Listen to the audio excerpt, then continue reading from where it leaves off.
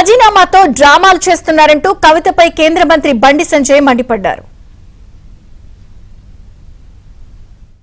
కవితకు రాజీనామా చేస్తుంది, కవితకు సస్పెండ్ చేస్తుంది, అది ఉంటుంది చెప్పరాదు. దాంతో ఏమైంది ఇవాళ చర్చ జరగాలన్నా ఇలా కాళేశ్వరం ఇష్యూ డైవర్ట్ చేయడానికి బీఆర్ఎస్ పార్టీ అవినీతి పార్టీ అని చెప్పి ప్రజల లోపల చర్చ జరుగుతున్నది.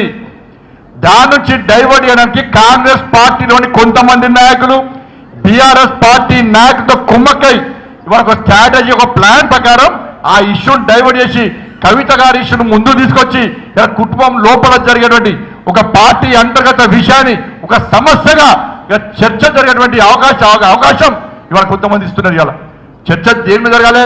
కాళేశ్వరంలో కేసీఆర్ కుటుంబం 1,00,000 కోట్ల అవినీతి పాల్పడ్డది.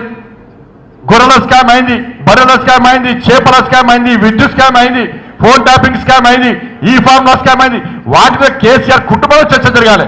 ఇవాళ టీవీలు పెడితే కవితక్క ఎమ్మెల్సీకి రాజీనామా, కవితక్క పార్టీకి రాజీనామా, బీఆర్ఎస్ వాళ్ళు సస్పెండ్ చేసారు, బీఆర్ఎస్ వాళ్ళు ప్రెస్ మీటింగ్ పెట్టి తిడతారు, వీళ్ళు వాళ్ళని తిడతారు, వాళ్ళు వీళ్ళతారు. దాంతో తెలంగాణ ప్రజలకు ఏమైనా ఉరుగుతుందా?